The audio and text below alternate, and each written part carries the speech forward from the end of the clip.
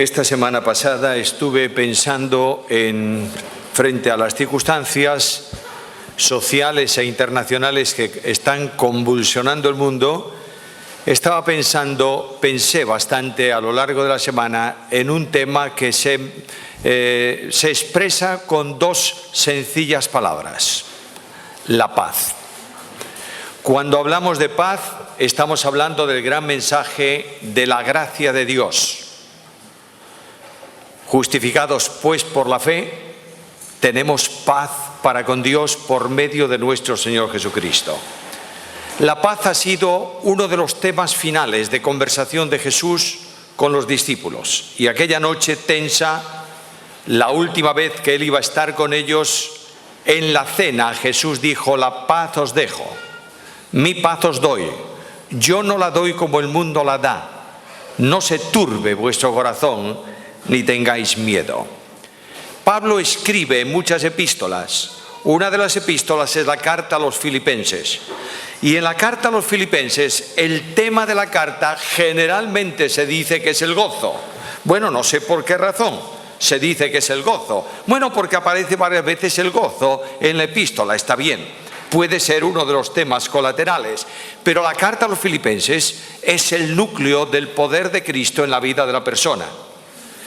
¿Con qué termina Pablo la carta? Mencionando la paz.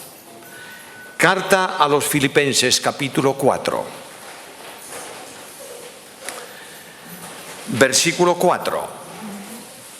Dice así la palabra del Señor: regocijaos en el Señor siempre. Otra vez os digo, regocijaos.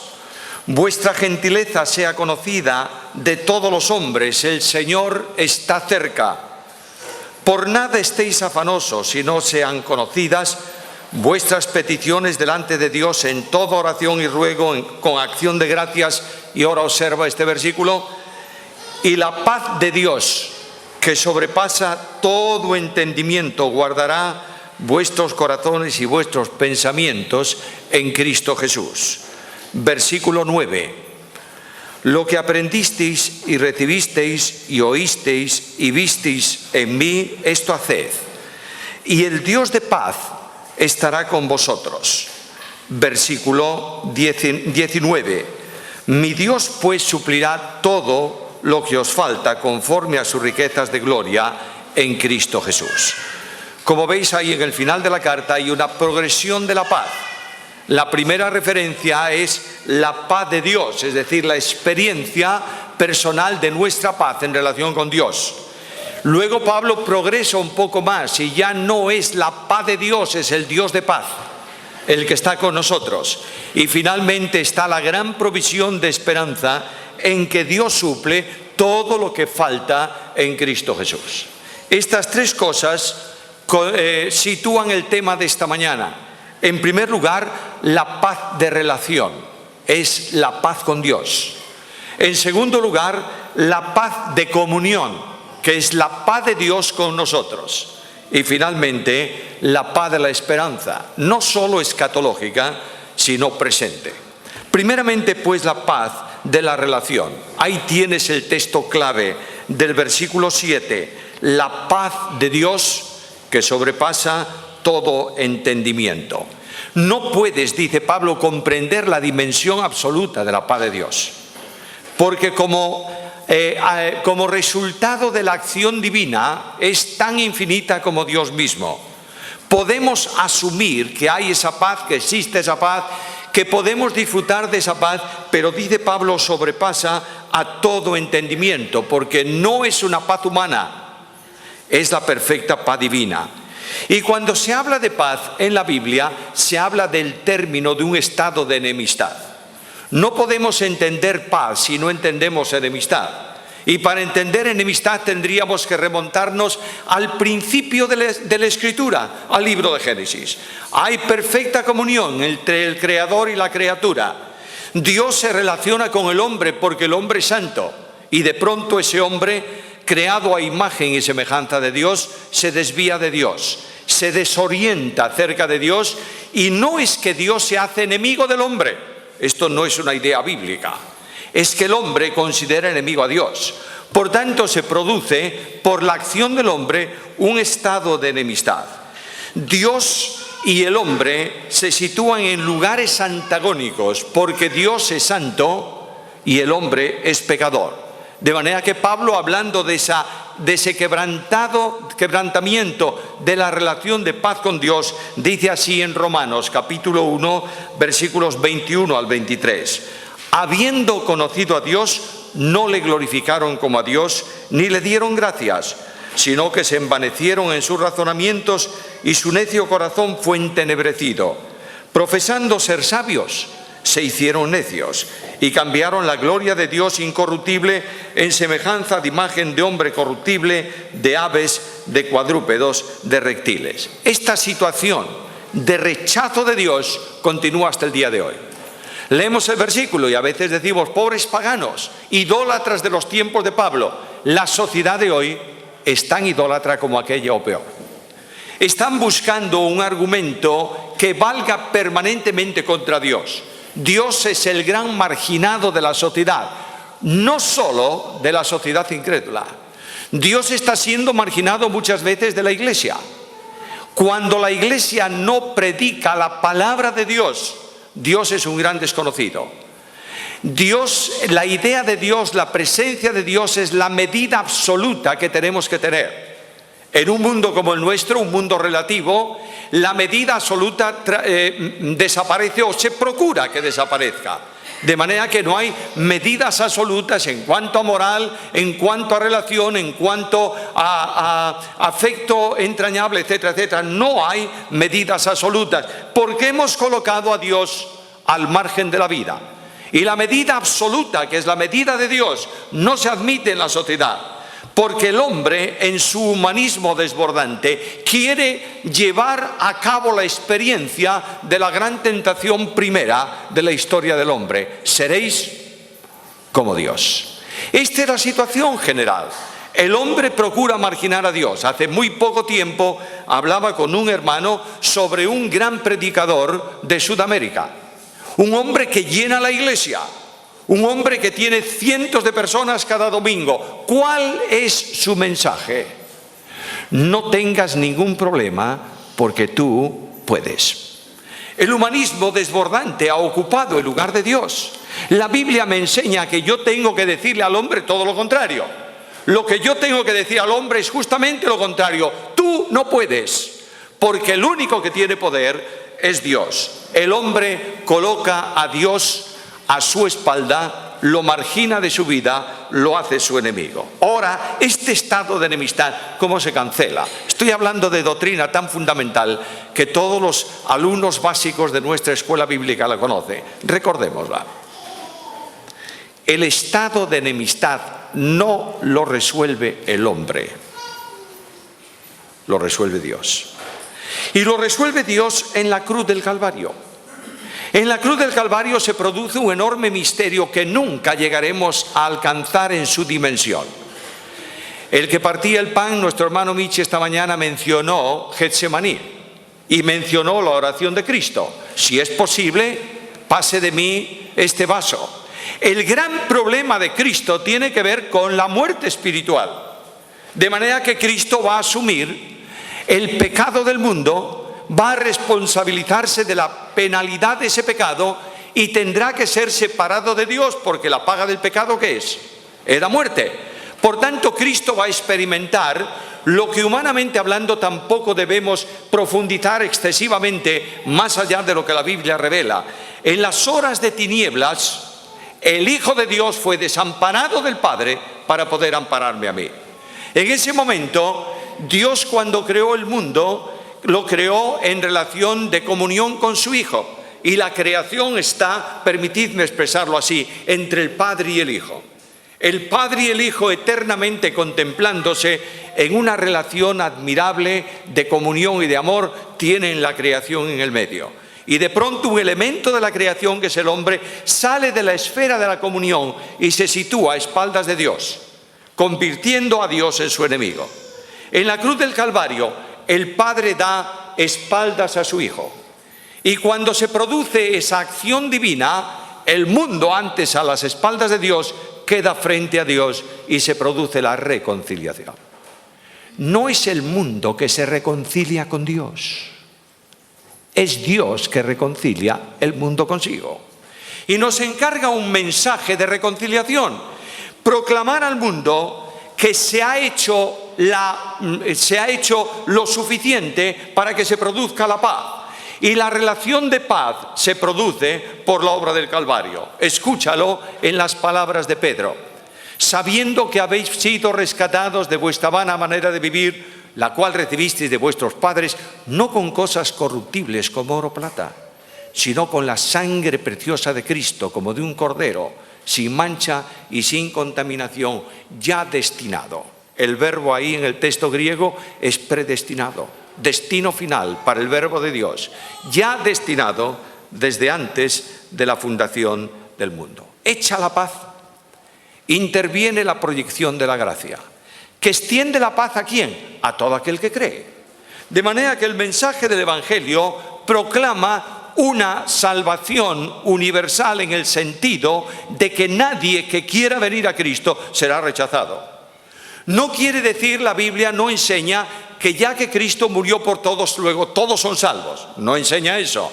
Pero enseña que en la obra del Calvario, Dios ha hecho potencialmente salvable al más perdido de los hombres. Para que el más perdido de los pecadores, que recibiendo la iluminación de la gracia viene a Cristo y lo recibe como Salvador, es acogido a misericordia, y la paz del Calvario viene a ser su paz personal. Por eso Pablo dice en Romanos 5:1, justificados pues por la fe, ¿qué? Tenemos paz para con Dios. Ahora, esa gracia admirable de Dios salva para que vivas en la esfera de la paz.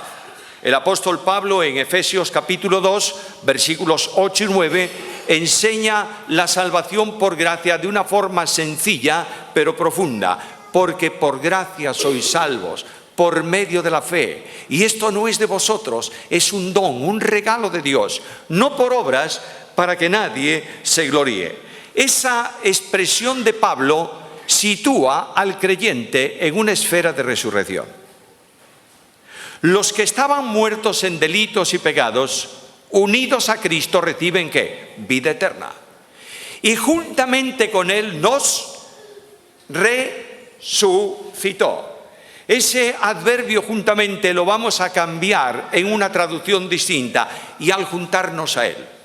El Espíritu Santo de Dios toma al pecador perdido después de su convicción, después de la dotación de fe, y cuando él cree, lo une vitalmente a Cristo para que tenga vida eterna. Todos vosotros sabéis que la vida eterna es privativa y potestativa de Dios. Nadie más que Dios tiene vida eterna, porque nadie más que Dios tiene una vida sin principio y sin final. Esa vida en las manifestaciones comunicables, en las perfecciones comunicables, se da al que cree por vinculación con Cristo. La vida eterna de Dios que está en Cristo, Juan 1:3, viene a ser experiencia vital de todo aquel que cree. Por tanto, el creyente viene a sentir en sí mismo la dimensión de la paz con Dios. Y esta paz protege permanentemente al creyente. Pablo nos dice aquí, y en Romanos 8:1 también lo dice, afirmando la seguridad de salvación, Pablo dice que la paz de Dios guarda el corazón y guarda la mente. Y esto es una proyección de la profecía. Las grandes verdades de salvación del Nuevo Testamento se amplían, pero están ya en la profecía. De modo que leo Isaías 26:3. Tú guardarás en completa paz aquel cuyo pensamiento en ti persevera, porque en ti ha confiado. Luego la idea de una paz de relación con Dios que se centra solo en poder decir las palabras de Romanos 5:1, tenemos paz para con Dios, o de Romanos 8:1, ya no hay condenación. Eso es una simple aceptación intelectual de una obra hecha por Dios. Pero la experiencia de esa obra es que la paz guarda permanentemente el corazón del creyente, porque siente la dimensión de la obra hecha por Cristo en la cruz del Calvario. Si no tienes a Cristo, no puedes tener paz.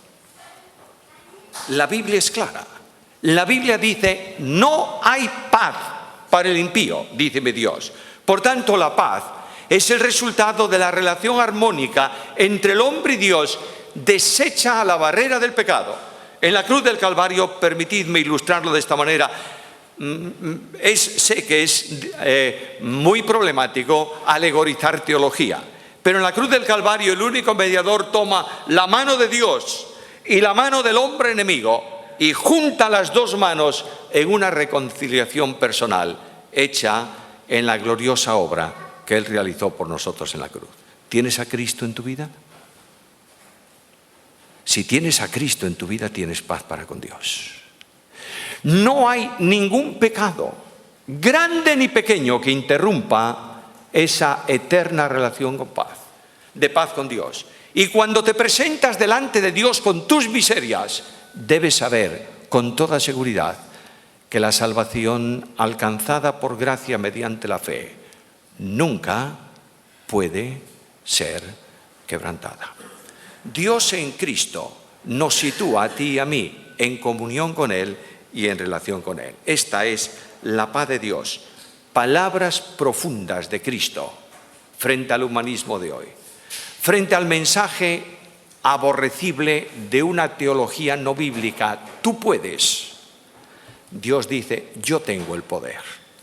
Frente a un hombre que quiere ocupar el lugar de Dios, Dios viene al hombre para decirle, no tienes que hacer nada. Una cruz suplementada es una cruz quebrantada.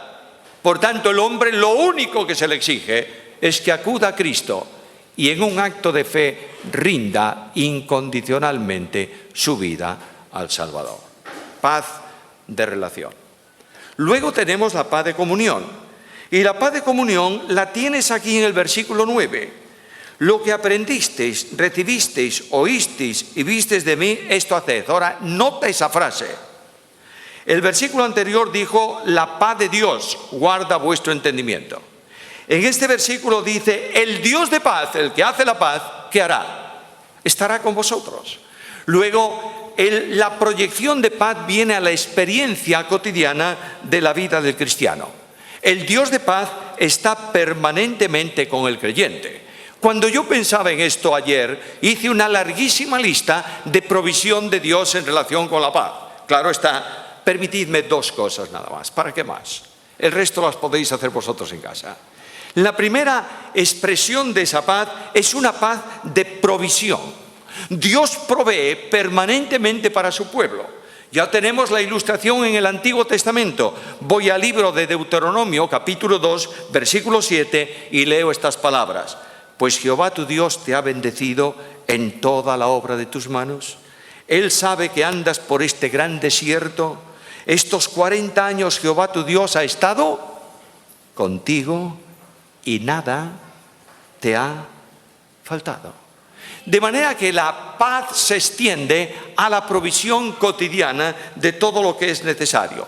Dios provee de bendiciones rebosantes. El Dios de la Biblia no es raquítico, no es mezquino. Él da más allá de lo que tú puedes imaginarte. Y cuando voy al Salmo 23, leo estas palabras de uno de los versículos favoritos de mi vida. He dicho en alguna ocasión que fue el versículo con el que Dios me habló cuando estaba en la mayor crisis de mi ministerio. Cuando yo dije a mi esposa Esther, estoy pensando en salir del ministerio. Y Dios me dijo, aderezas mesa delante de mí en presencia de mis angustiadores. En aquella ocasión, leyendo este versículo, es como si el Señor me dijera, Samuel, ¿qué tienes a tu alrededor? Angustiadores, Señor. ¿Y qué están haciendo? Angustiándome. Bueno, es su oficio. Y de pronto el Dios de la Biblia separa a los angustiadores, coloca una mesa y dice, siéntate, vamos a dialogar tú y yo. Aderezas mesa delante de mí. La paz de los tesoros de bondad de Dios. ¿Cuántas veces me sorprende, me asombro que sabiendo cómo soy, Dios me tenga en su ministerio?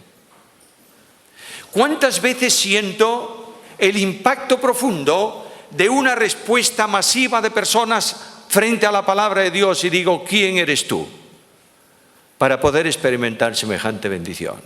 Pero es el Dios de paz.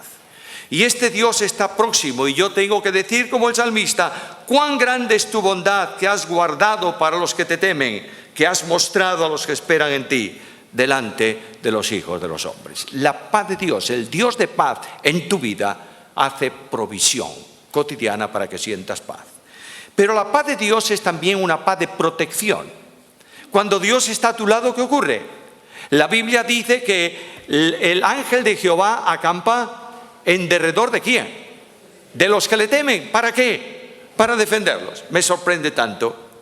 Cuando voy a la Biblia veo a un profeta y su criado, el criado asustado por los sirios que están allí.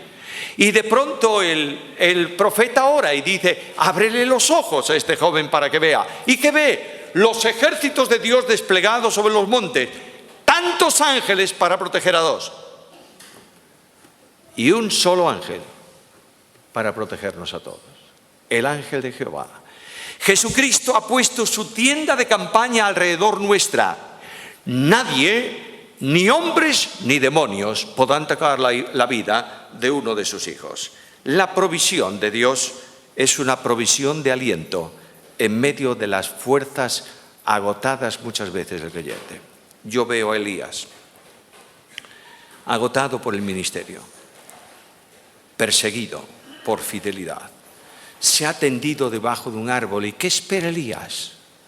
Morirse. Ha llegado al límite de sus fuerzas en el ministerio. No puede más. Está en una profunda depresión. ¿Y Dios reprende a Elías? No. El Dios de la gracia restaura al profeta. Necesitas descansar, Elías. 40 días de camino, de excursión desde donde tú estás hasta el monte de Dios. Buena comida, descansa tranquilo, y solamente cuando él llega allá es cuando Dios le dice, ¿qué haces ahí, Elías? Es decir, ¿por qué estás preocupado, Elías? Porque la visión tuya es muy pequeña, la mía es muy grande. Yo voy a la experiencia cotidiana de mi vida personal y seguro que de la vuestra. ¿Hay quebrantos en tu vida o no? A lo largo de estos años ha habido grandes quebrantos en mi vida. A lo largo de estos años he llorado muchas veces. A lo largo de estos años he preguntado a Dios muchas veces, ¿por qué, Señor? Pero esta mañana tengo que decir como el salmista, en las sombras de tus alas me amparo hasta que pasan los quebrantos. Ahí tienes las alas de Dios. ¿Las has visto últimamente en tu vida? Bueno, alguien me dice, es que Dios no tiene alas. Bueno, ya sé que es un antropomorfismo, una figura para que podamos entender las acciones de Dios. Ahora, cuando yo veo esas alas, me doy cuenta que el quebranto puede ser intenso como fuego. Las alas me protegen de ese calor. Puede ser frío intenso, pasando por un río cuya corriente está a punto de anegarte. Las alas me dan calor en esa necesidad. A veces el obstáculo es insalvable para mí. Se pone en mi camino y yo digo, ¿cómo lo voy a pasar? Y Dios me dice, no te preocupes, porque yo haré pasar el obstáculo por medio de mis alas. Estoy seguro frente a las tempestades de la vida, y puedo decir también, como el profeta Isaías, fuiste fortaleza al pobre, fortaleza al menesteroso en su aflicción, refugio contra el turbión, sombra contra el calor. ¿Hay algo que te ha faltado en tu experiencia de relación con Dios? A veces no sentimos la paz de Dios porque estamos lejos de Dios. A veces no sentimos la paz de Dios porque buscamos paz donde no está. Pero el Dios de paz hace provisión. Y en medio de las tempestades de la vida, de los conflictos de la vida, de las angustias de la vida, el salmista dice, fuiste fortaleza al pobre, fortaleza al menesteroso en su aflicción. Dios es el Dios de la compañía. ¿Estás solo? Hay mucha soledad hoy, mucha soledad. Hablaba el otro día con un hombre mayor, un anciano, perdió su esposa, perdió. A veces decimos esta forma de hablar cuando la esposa parte. Sabéis que una vez un niño preguntó a su padre, el padre estaba con el niño en la calle, y un amigo le dijo: oye, sé que murió tu padre. Y él dijo: sí, fue una pérdida tremenda. Y el niño, el hijo, cayó y dijo: papá, cuando algo sabemos dónde está, ¿podemos decir que se ha perdido? Y el padre le dijo: no. Entonces, ¿por qué dices que la partida del abuelo fue una pérdida tremenda, si sabemos dónde está? Bueno, es una expresión de la vida, ¿verdad? Sabemos dónde está. En medio de esa soledad, este hombre dice: una de las dificultades más grandes para mí ha sido aprender que aunque no hay nadie a mi lado, nunca estoy solo, porque el Dios de paz está conmigo. He aquí, yo estoy contigo, te guardaré por donde quiera que fueras, te haré volver a esta tierra, porque no te dejaré hasta que haya hecho todo lo que te he dicho. Génesis capítulo 28, versículo 15. Miro al apóstol Pablo. El apóstol Pablo concluye su ministerio. Y el apóstol Pablo da un testimonio para mí impactante en la segunda carta a Timoteo. En mi defensa, ninguno estuvo a mi lado. Todos me desampararon. Pero inmediatamente Pablo dice: pero el Señor estuvo a mi lado y me dio fuerzas. No estoy solo. Tengo que entender que esa paz se hace realidad en mi vida porque hay compañía poderosa. Esa paz de Dios que provee, esa paz de Dios que protege, es la paz de Dios que sustenta. Dios se hace refugio al débil, sustento al débil. Leo un texto bíblico: el eterno Dios es tu refugio. Y aquí abajo, los brazos eternos. Él echó de delante de ti al enemigo y dijo: destruye. Yo quiero dejarte una palabra de aliento personal. Mi convicción profunda es que el pueblo de Dios necesita ser alentado mucho más que reprendido. Quiero que te vayas con aliento esta mañana. Y el gran aliento de Dios está en su palabra: no temas, porque yo estoy contigo. No desmayes, porque soy tu Dios que te esfuerzo. Siempre te ayudaré, siempre te sustentaré con la diestra de mi justicia. Sé que Dios es fiel. Y sé que Dios nunca desampara a los santos. De forma especial tiene cuidado meticuloso con las viudas y con los huérfanos. No sé si hay algunos aquí esta mañana, pero sé que el Dios de la Biblia tiene provisión especial para eso. Y cuando yo siento que mis fuerzas flaquean, que mi fe desfallece, que estoy siendo abatido y confrontado por tentaciones y por problemas, veo a Jesús y leo en la Biblia: por cuanto Él mismo padeció siendo tentado, es poderoso para socorrer a todos los que son tentados. ¡Qué bendición! Él, porque pasó lo que yo pasé, es capaz de comprender mi situación. No la disculpa. El Dios de la Biblia no disculpa el pecado. El Dios de la Biblia no dice: eso no tiene importancia. Tiene mucha importancia. El más pequeño de los pecados del hombre costó la sangre del Hijo de Dios. Tiene importancia. Pero quiero decirte que el Dios de la Biblia restaura al pecador, porque no puede condenarlo ya, porque Cristo ha sido condenado en su lugar. Termino. La paz de la relación se convierte en paz de esperanza. Y la bendición de esa paz está en el versículo 9. Mi Dios, pues, ¿qué? ¿Suplirá cuánto? Todo. Mi Dios suplirá todo. Y cuando yo veo y se habla de esperanza, casi siempre, perdonadme, pero casi siempre tenemos la tendencia de la escatología. ¿Cuál es tu esperanza? Emma lo preguntaba esta mañana. ¿Cuál es tu esperanza? Y a lo mejor alguno dijo: mi esperanza es el retorno de Jesucristo. También la mía. ¿Pero es esa toda tu esperanza? No, mi esperanza es la ciudad de oro, la calle de oro, las puertas de perlas, la comunión. ¿Es esa tu esperanza? La mía también, pero no es mi esperanza.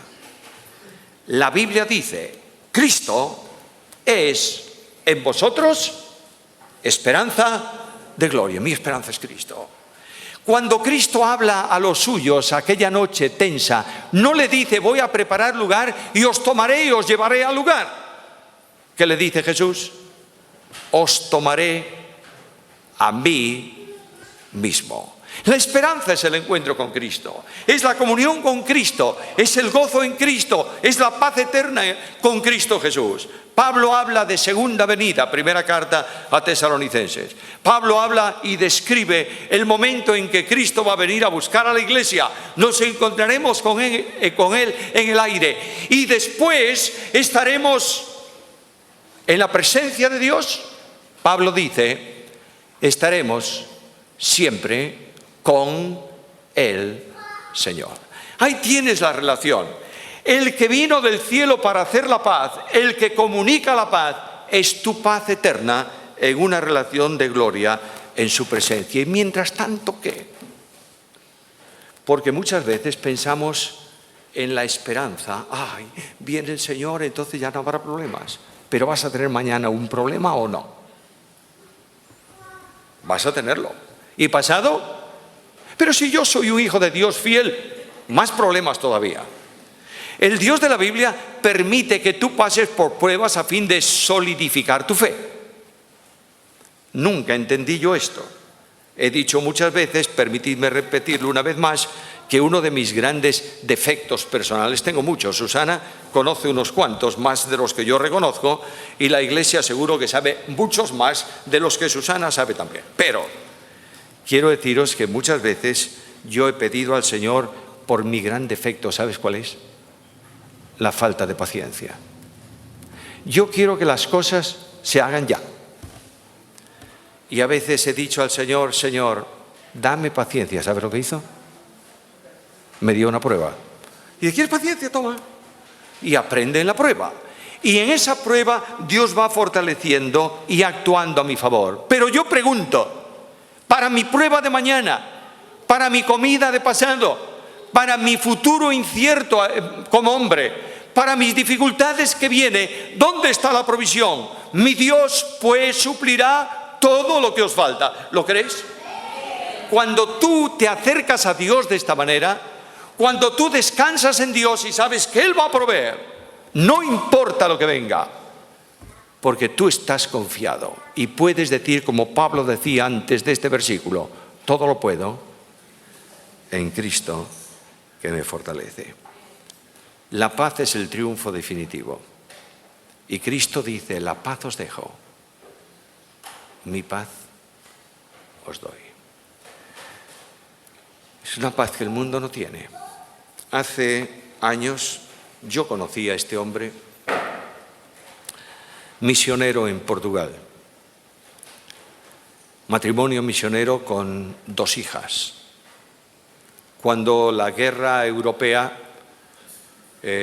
Inglaterra pidió a los misioneros que dejaran sus lugares de misión y regresaran a Inglaterra. Los alemanes estaban en la frontera sur de Francia. España era muy amiga de los alemanes y dijeron, por seguridad, vénganse a Inglaterra.